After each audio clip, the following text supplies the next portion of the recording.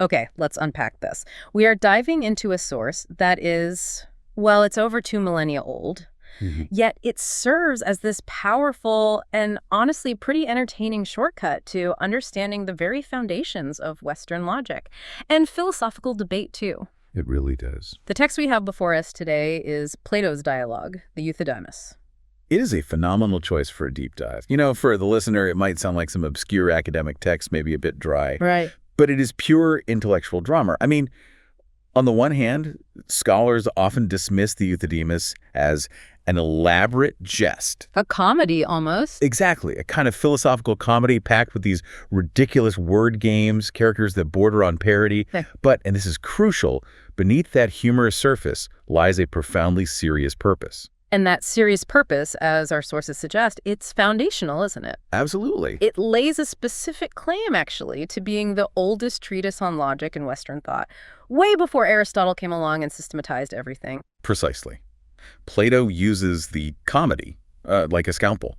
He's satirizing the specific kinds of intellectual fallacies that, well, they necessarily arose when the human mind was first trying to perform rigorous, abstract thought.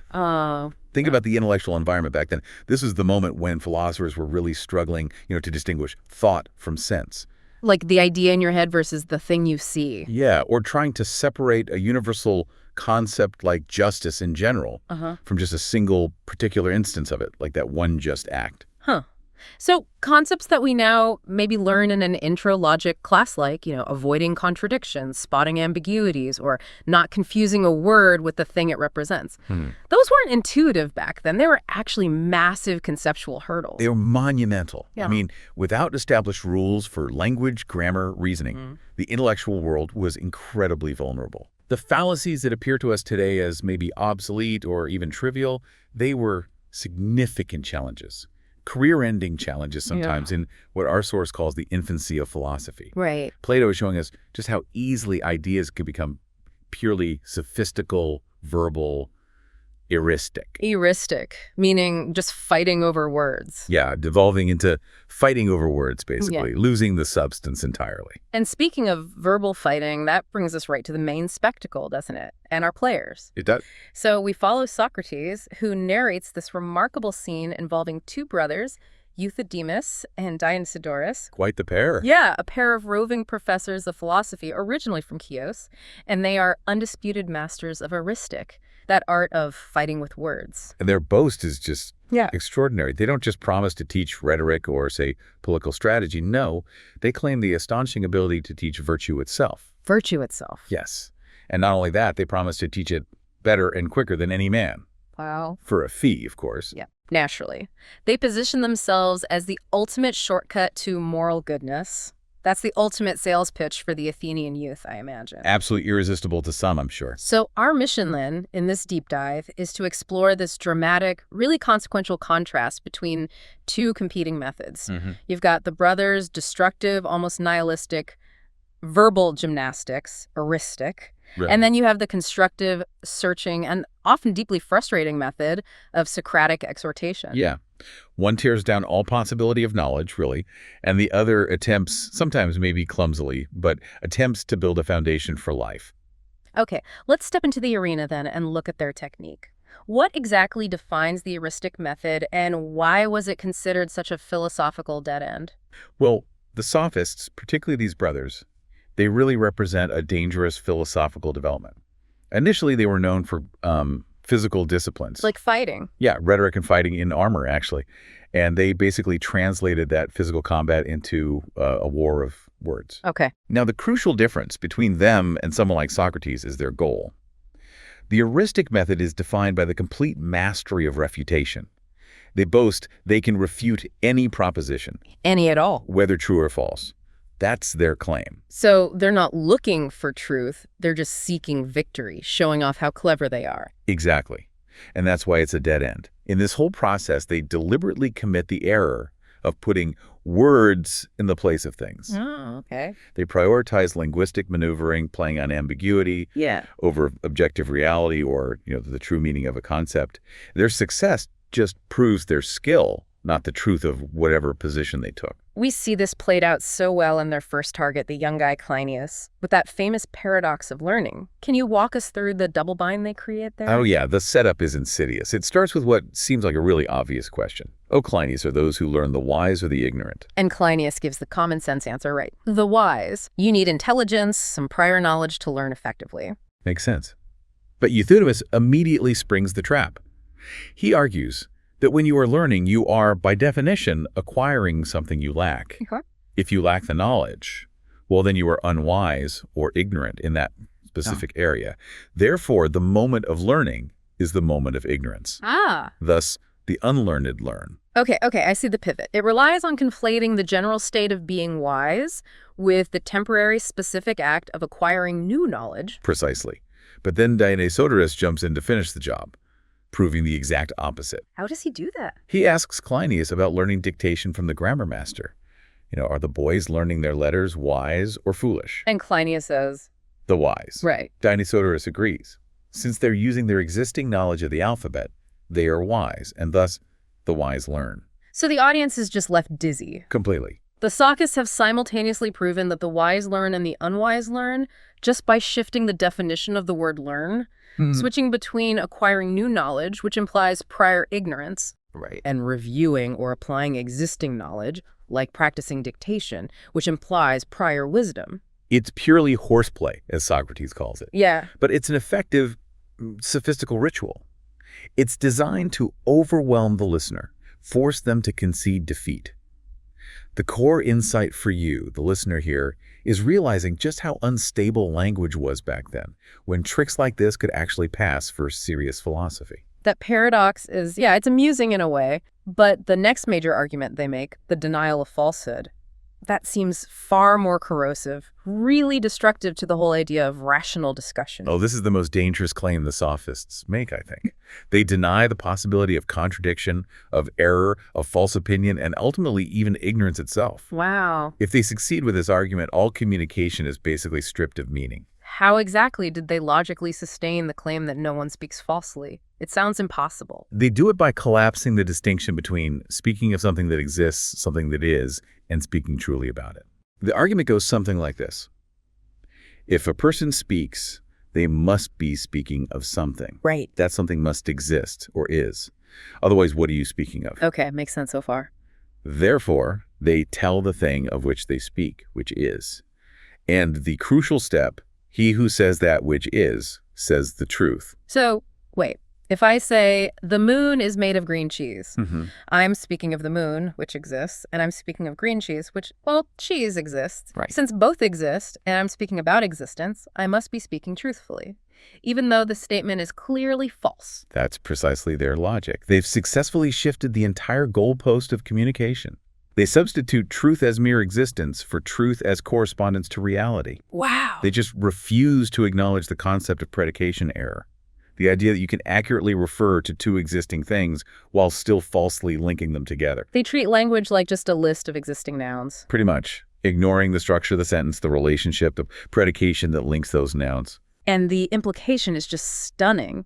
If falsehood is impossible, then false opinion's impossible. And ignorance is impossible, too. Yes. And Socrates brilliantly highlights the self-defeating nature of eristic right here.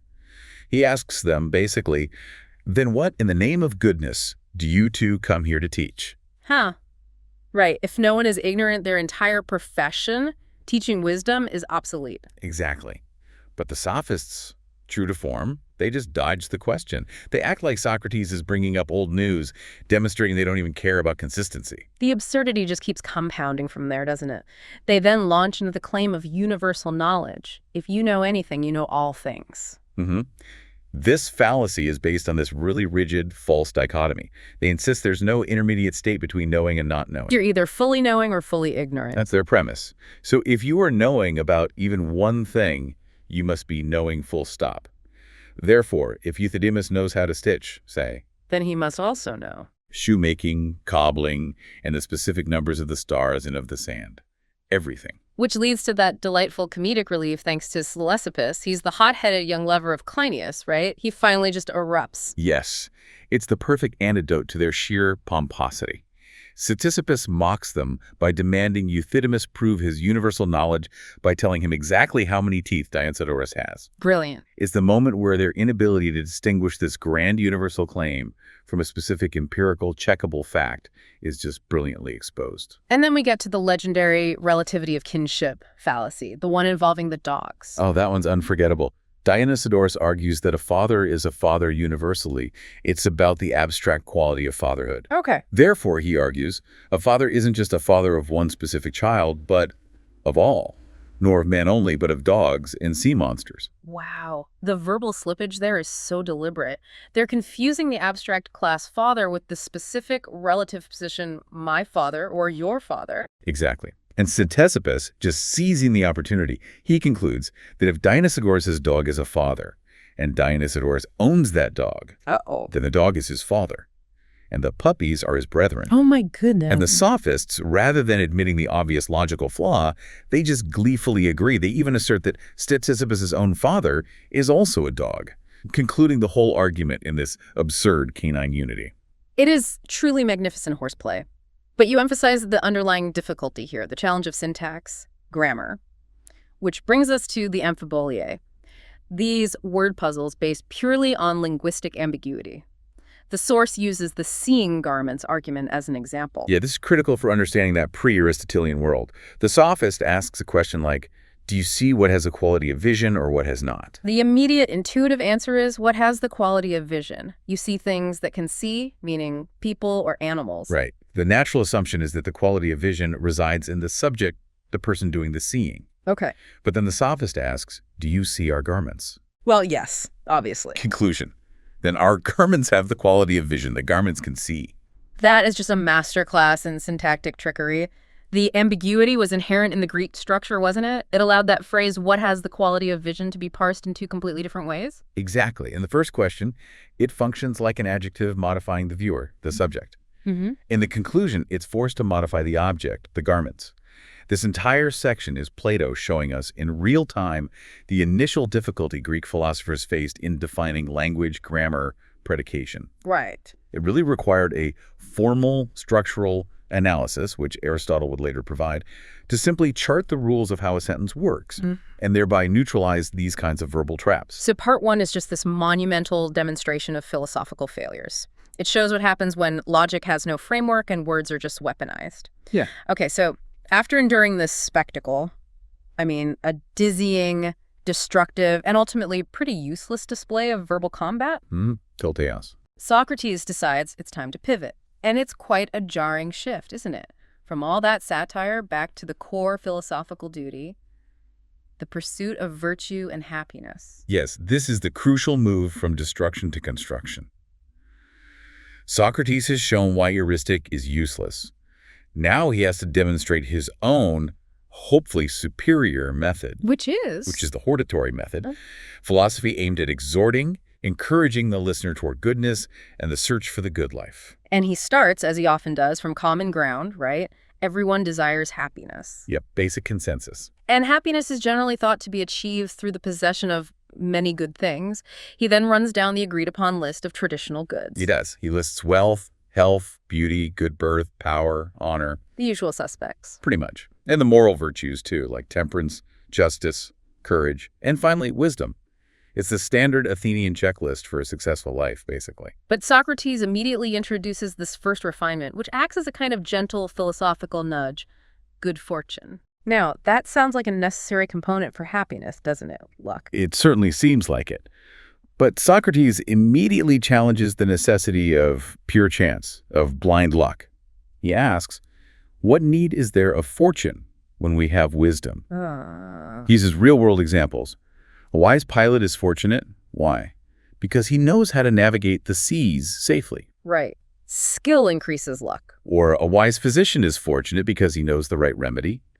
A wise general is fortunate because he makes good strategic decisions. So he's arguing that what we often call good fortune is, in fact, often just a predictable success that results from the skillful application of correct knowledge. Exactly. He's subtly elevating wisdom. It's not just one good among many anymore. It's becoming the condition under which success reliably occurs. Fortune, independent of wisdom, is totally unreliable. Right. But fortune guided by knowledge is predictable and effective. Much better bet. Okay, this sets the stage perfectly for the massive philosophical leap forward that really defines this section. The crucial distinction between possession and use. Yes, this is the Socratic core here. He argues that simply possessing goods is inert. It's not enough. There must be a right use of them. Okay. Think about those traditional goods again. Wealth, power, health. If you possess massive wealth, but you have no idea how to use it wisely. It could be wasted, or worse. Exactly. It could be squandered. Or it could even lead you into greater danger, make you a target, fuel bad habits. He makes the point really vividly with those mundane examples, which is so typical of Socrates. Having tools or wood without actually using them provides no profit. Having food right in front of you without eating it doesn't nourish you. Right. The instruments of life, no matter how valuable they seem, are basically useless without an application plan, without the knowledge of how to deploy them correctly. So the next logical question is, what provides the right use? And it's not more wealth or more power or more health. The right use of any possession, be it money, physical strength, political influence, beauty, is only given by knowledge, by wisdom. And here's where the argument gets really radical, isn't it? Because this leads to the conclusion that those traditional goods, they aren't actually good in themselves. Right. They're not to be regarded as goods in themselves. Their value is entirely contingent. It depends. Depends on what? On whether they are guided by wisdom or by ignorance. They are merely tools, levers, instruments, whose moral direction, whether they produce good or evil in the world, is wholly determined by the knowledge or lack thereof that guides their use. And the terrifying corollary to that is if you possess these powerful instruments, wealth, power, etc., and you are guided by ignorance, then those instruments become greater evils than if you had nothing at all. Think about it logically.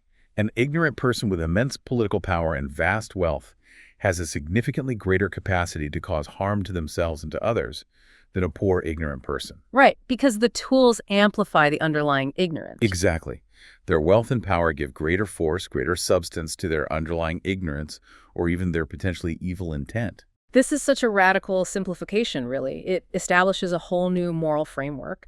It reduces the entire inventory of worldly possessions, all those things Athenians valued, to a category called indifferent. Neither inherently good nor inherently evil, just stuff, tools. And that leaves us with the absolutely stunning philosophical result. Wisdom is the only absolute good, and ignorance is the only absolute evil. Everything else is just instrumental. Its value depends entirely on its user. This fundamentally redefined moral philosophy. It laid the groundwork for later schools like Stoicism, which also categorized external possessions as indifferent things adiaphora. The application for the learner, then, for someone like Cleinias is unavoidable, isn't it? Completely. If wisdom is the only actual good, then it logically follows that every single person ought by all means to try and make himself as wise as he can. Yes. This, for Socrates, is the entire justification for doing philosophy in the first place. It's not just an intellectual game, it's the essential task for living a good life. Okay, so Socrates has successfully exhorted young Cleinias. He's convinced him, and hopefully us, to pursue wisdom above all else. Mission accomplished on that front. But he immediately identifies the next, and arguably much harder, puzzle. Yes. Defining what specific kind of knowledge is the truly profitable and constructive one. What is this wisdom we're supposed to seek? It's such a crucial distinction, isn't it?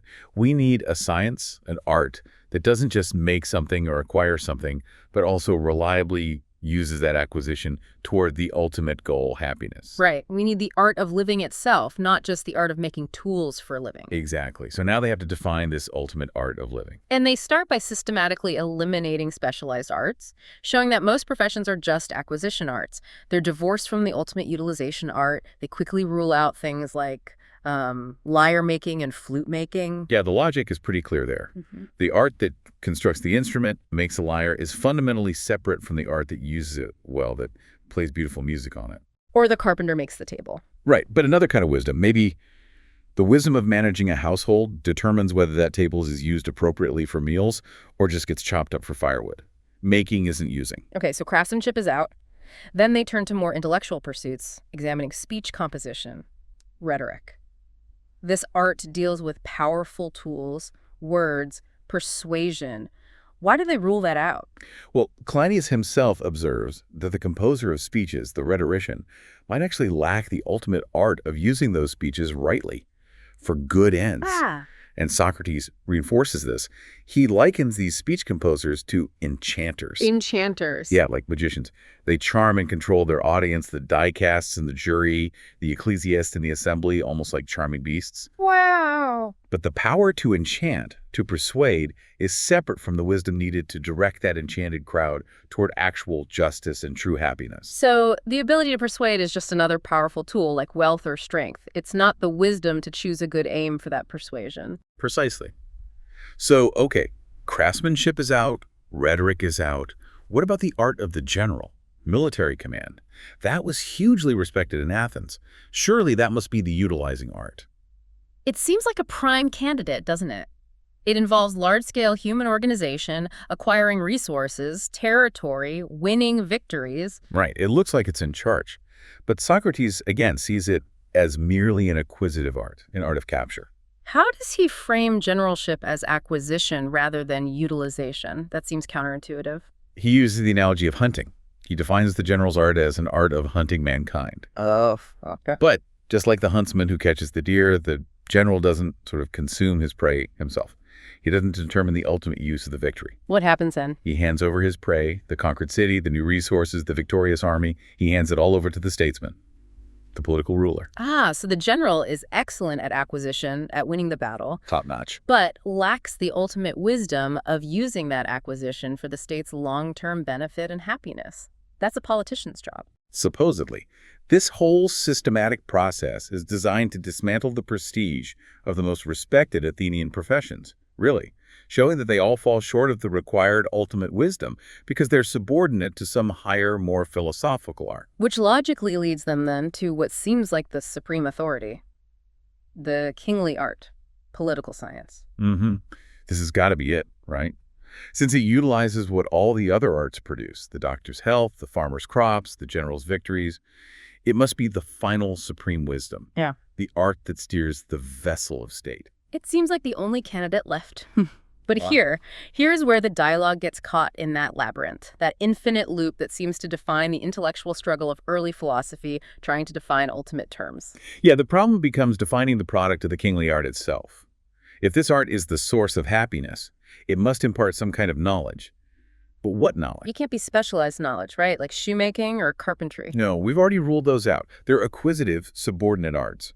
The kingly art uses them, it doesn't teach them. Okay, so if the kingly art makes men good, it must make them wise. Seems logical. But wise in what? And the only answer that seems available is, well, it makes them wise in the kingly art itself. And that sends them spiraling, doesn't it? Completely. They realize they're trapped in this self-referential circle. If the kingly art produces the only good, which they agreed, is wisdom. Right. And that wisdom is simply the knowledge of how to produce the only good, which is wisdom. Yeah. They haven't actually defined anything specific about the content or the application of this supreme knowledge to achieve happiness. It just keeps pointing back to itself. Exactly. Socrates and Cleinias are forced to conclude that if the kingly art only gives men those goods that they've already defined as neither good nor evil in themselves, like wealth, freedom from strife, political tranquility, well, then it doesn't achieve the required goal of generating the absolute good, which is wisdom applied correctly. And if the kingly art's sole function is just to make men able to make other men good, without defining the ultimate good those other men will then pursue, the definition of wisdom remains perpetually elusive. It's like passing the buck infinitely. It is. The serious search structurally ends in this conceptual frustration and aporia. That is such a profound moment in the dialogue. The most determined, rigorous search for the highest wisdom leads them not to a grand solution, but to a structural, logical dead end, a true labyrinth of reason. So the serious search has kind of hit a wall, ended in failure, really. And the Sophists, Euthydemus and Dionysiodorus, they naturally seize the moment, don't they? They jump back in with their verbal trickery. Oh yeah, they can't resist showing off one last time. And once their final ridiculous display is over, Socrates delivers this final piece of beautiful, cutting irony. He does. He issues this elaborate, completely insincere panegyric, basically a speech praising the Sophists to the skies. But it's all tongue-in-cheek. Completely. He praises their magnanimous disregard of any opinion, essentially saying it takes real guts to be so obviously wrong and so aggressively indifferent to contradiction. He praises their impartiality, too, right? Arguing they refute their own arguments just as readily as they refute others. Demonstrating a remarkable lack of commitment to any single truth whatsoever. And he praises their public-spirited denial of all differences, which, of course, by dissolving all distinctions between truth and falsehood, knowledge and ignorance, leads to the complete and utter uselessness of their entire eristic method. Yeah.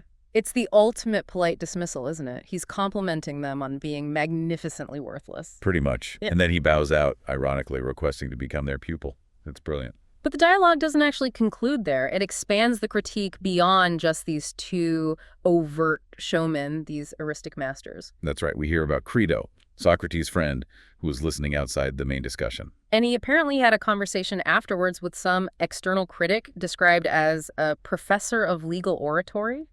Someone who writes speeches for lawsuits. And this guy completely censured not only the Sophists, but also Socrates himself for even associating with such absurdity, for wasting time on philosophy. Yes, and this is where Plato introduces a really high-level social criticism. Socrates immediately labels this critic as belonging to an amphibious class. Amphibious, like living in two worlds. Exactly. These are the men, Socrates says, who occupy the border ground between philosophers and statesmen. They're the self-appointed intellectual middle grounders. The type who think they possess just enough of both true philosophy and practical political wisdom. Precisely. They see themselves as the ideal balanced individuals because they avoid the potential ridicule of being a full-time, maybe eccentric philosopher. Yeah. And they also avoid the practical risks and messy conflicts of being a full-time, potentially corrupt statesman. They want the upside of both without the downsides. They practice a kind of intellectual vanity, maybe, believing they've achieved the perfect blend. That's how Socrates sees it. But he argues that this composite, this blend, is inherently flawed. He issues this profound warning. When you combine two good things like pure philosophy, which searches for truth, and pure politics, which searches for practical power if they do not tend to the same end, the resulting compound, the blend, is actually inferior to either one taken separately. So the person who tries to be the philosopher-politician, the halfway house, ends up falling short of the philosopher's deep wisdom and the politician's practical effectiveness. They end up being mediocre at both. Third rate. Wow. Really third, although they would like to stand first, as the text says. Exactly. It's a powerful critique of intellectual compromise, where maybe convenience and social acceptance are prioritized over the rigorous, difficult commitment to one pursuit or the other. They're trying to coast on the reputation of both fields without doing the hard, painful work that both genuine philosophy and effective statecraft truly require. That seems to be the implication. So this external critique and Socrates' response to it, it reinforces the main takeaway for the historical context, doesn't it? Absolutely. The dialogue is satirizing this necessary but ultimately transitional stage in philosophy's development. These early verbal puzzles, these eristic games, despite their absurdity, they forced the next generation of thinkers, people like Aristotle, to actually confront the uncertainty of language, the need for structural analysis. Right. The Sophists inadvertently provided the critical data. They showed Plato and his successors precisely what happens when language is unexamined, when logic isn't formalized. Their failures were, in a way, the necessary stepping stones to achieving greater conceptual rigor later on. Okay, finally, we have to look at Crito's ultimate, very practical anxiety. He sees the outrageous behavior of professors like Euthydemus and Dionysiodorus. Yeah, these supposed teachers of wisdom acting like clowns. And he starts to question whether he should even expose his own son to philosophy at all. He's worried about the bad company his son might keep, the bad examples he might follow. It's a very relatable concern for any parent, isn't it? Yeah. And this brings us to Socrates' enduring, really universal advice, which transcends the specific historical context of these two clowns. What does he tell Crito? He tells Crito, don't judge the pursuit of wisdom based on the variable quality of his practitioners. Don't mind whether the teachers of philosophy are good or bad, brilliant or foolish. Instead, think only of philosophy herself. Focus on the subject, not the teachers. Yes, examine philosophy well and truly, Socrates says. And if philosophy herself, proves to be a good and worthwhile thing, then follow her and serve her, regardless of who teaches her badly. It's a powerful appeal to separate the principle from the personality. It really is. It's a vital final instruction for any learner, in any field, really. Don't let bad examples or disappointing teachers diminish your faith in the value and necessity of the pursuit of knowledge itself. Right. The mission of philosophy, the search for wisdom, remains valid, even if its champions are sometimes flawed, or foolish, or just plain mercenary like the brothers. Hashtag tag tag outro. Wow. Okay, so this deep dive really gives us a crystal clear understanding of Plato's project in the Euthydemus, doesn't it? Demonstrating that profound contrast between the destructive, dazzling, but ultimately meaningless game of eristic word fighting that leads absolutely nowhere, and the difficult, often frustrating, but absolutely necessary search for the knowledge that ensures the right use of life. Yeah, we meticulously dismantled the eristic method, didn't we? Showing how its denial of error, its denial of contradiction just makes it completely self-defeating. And we celebrated that Socratic distinction, proving or attempting to prove that only wisdom is the sole absolute good. Because knowledge, applied knowledge, is what enables the right use of all our other possessions, fundamentally changing the whole moral calculation. But we also left that frustrating endpoint just hanging there, didn't we? Socrates and Cleinias ultimately failed to pinpoint the exact supreme kingly art. They couldn't nail it down. They knew this ultimate wisdom must exist, but they just couldn't define its product, its specific content, without spiraling into that conceptual loop. And that really is the lasting philosophical challenge passed down from this dialogue. If the true art of happiness must be a kind of knowledge that not only acquires the means of life, but critically instructs us on their right use. And if that knowledge must not be specialized, like carpentry or generalship, but somehow unifying, what characteristics must this ultimate wisdom possess in our modern, incredibly specialized world? That's a huge question. We have infinitely more specialized knowledge today in science, technology, economics, ethics than Plato could ever have imagined. Absolutely. So how do we synthesize that massively fractured knowledge base into one cohesive, utilizing wisdom? A wisdom that truly ensures we are steering the vessel of our individual lives, and maybe our collective life, rightly, towards genuine happiness. That is definitely the question we and you, the listener, must continue to explore. Indeed. The search continues. A profound continuation of the search started right here. Thank you so much for guiding us through this essential and surprisingly funny text. My pleasure. It was fascinating. We'll see you on the next deep dive.